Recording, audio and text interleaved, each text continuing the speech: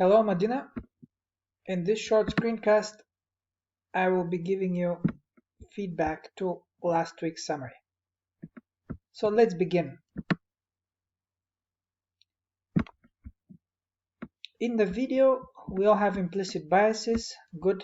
You included the title, the name of the speaker, discusses implicit bias and mental associations we have. Remember, we always want to make the first sentence argumentative, right? So something like argues that or claims that, and then the main idea. And the main idea is what? You've mentioned implicit biases, but what does he claim about them? What is his main claim about those biases, right? That's what you need to include in the main idea. Because this might work as an introductory sentence in general to a discussion of biases.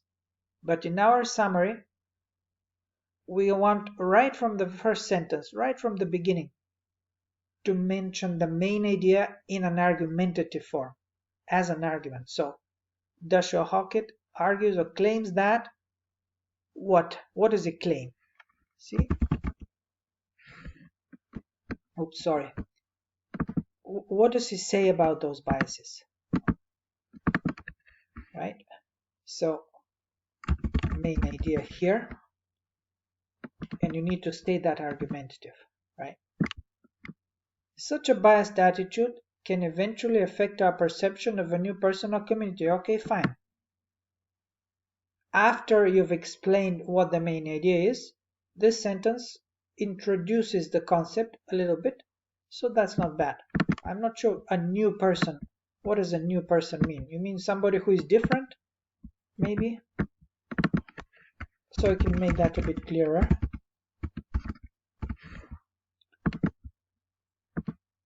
The speaker claims that if we want to move to a radically different place, we have to pay attention to something called implicit bias.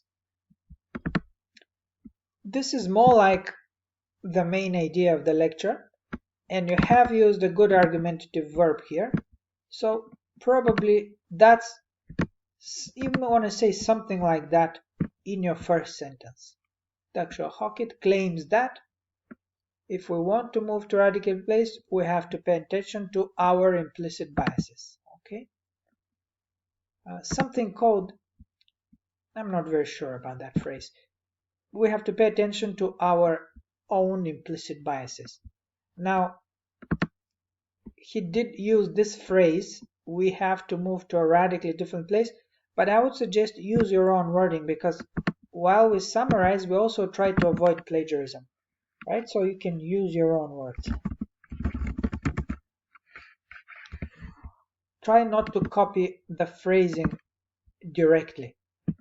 You should, of course, use things like mental associations, implicit biases. These are terms, so obviously the key terms should not be paraphrased, but everything else should really be in your own words. Okay, so this could serve well as a part of your first sentence. Bias is a preference, again, this is his wording, against a person or group of people, right? You've already discussed bias when you said such a biased attitude can eventually, so maybe this sentence can be combined with this sentence after you've explained the main idea, which will be a sort of an introduction. So this in combination with this will be a sort of an introduction to the topic of biases after you mention the main idea. And then you move very naturally to his discussion of the three characteristics. So, okay, that's going to be very good. So overall up to here, I would say just restructure it. Start with the first sentence, argumentative, first main idea. Then do a combination of these two sentences without repeating the author's words. verbatim, and then move on to the three characteristics. This will be more organized, and also it will save you a lot of space, because look at, you spend quite a long chunk of text here just to get started, you see. And in a short summary like that, we cannot afford that, so we can make it a little bit more concise. Firstly, okay, but this is incomplete. You need some kind of a verb here, biases or implicit biases, right? And not verb, but sorry, a noun. You need a noun here, implicit biases. In other words, you need a grammatical subject. Firstly, biases operate at the subconscious level, which means that we don't know that we have, okay, that's, you've tried to explain, that's very good. I like the idea of explaining them one by one in separate sentences, so you've done a good job here. Secondly, again, you need a subject here. They run, or implicit biases run contrary to our conscious beliefs. Fine. And thirdly, they, right? And thirdly, they are triggered by rapid and automatic mental associations. Here we are repeating quite a bit of his terminology. Or they are based on, or they're, yeah, triggered by, I guess. Thirdly, they are. Again, you need a full phrase with a subject and a verb. Here, a linking verb would be good. Oh yeah, you do say that here. They're triggered through rapid and mental associations that we make between ideas, object, attitudes, and that we would hold about these. Yeah. So again, I would say here, just make that a little bit shorter, because see, it just you're explaining it very well, but it just takes too long, too many words, right? And thirdly, they are triggered by mental associations, which are rapid and automatic, something like that, right? And again, here we've repeated quite a lot of the wording that he uses himself here, that we hold about those. Yeah, his explanation was a little bit complicated. Basically what he was trying to say was, we have these mental quick associations that we make, and based on these associations we form these implicit biases. When we encounter a person or an object, we immediately associate something with them, and these associations, they're very quick and automatic, we're not aware of them. That's what makes us form these biases. So you could say something like that, briefly and concisely, using your own words. All right?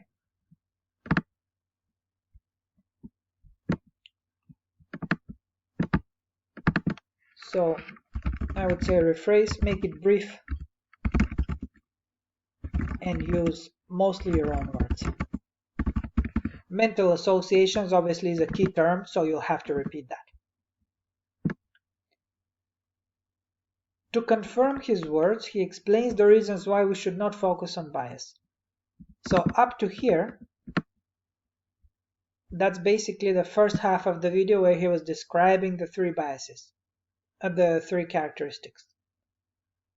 Then he goes on and offers three recommendations. These are things we need to do.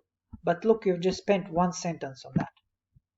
So it's a little bit imbalanced.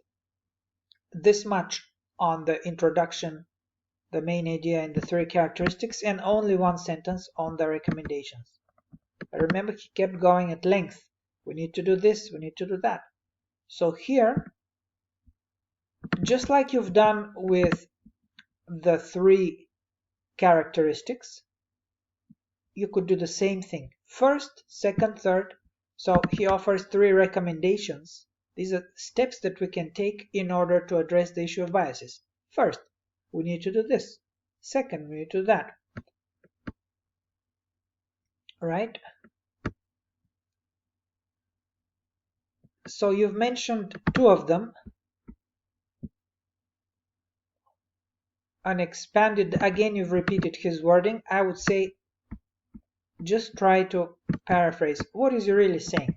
The first recommendation is basically we need to develop an awareness of this problem. We need to look inside and we need to be able to diagnose our own biases.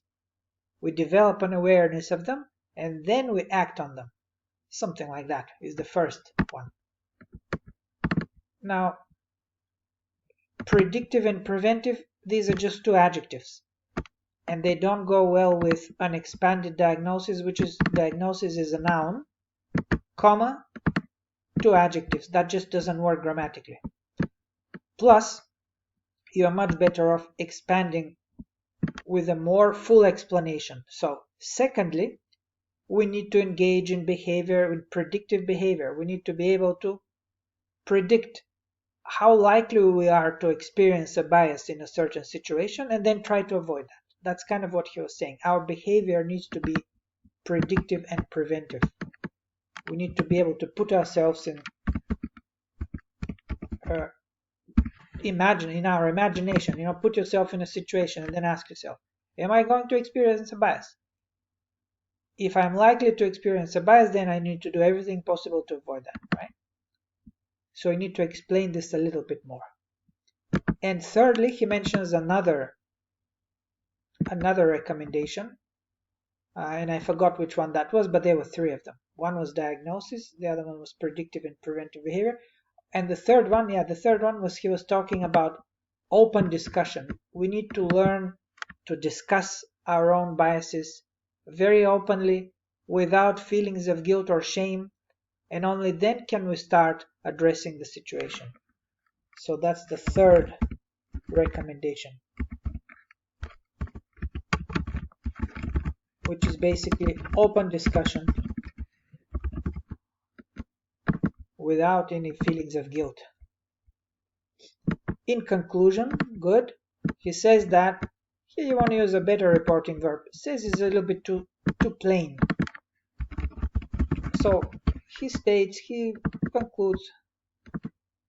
Well, if you say it in conclusion, it's not going to be he concludes. It'll be more like he asserts that if we do not have biases, human beings would never feel the motivation that they need to do the self. Yeah, I'm not very sure about that. That if we don't have biases, human beings would never feel the motivation that they need to do the self.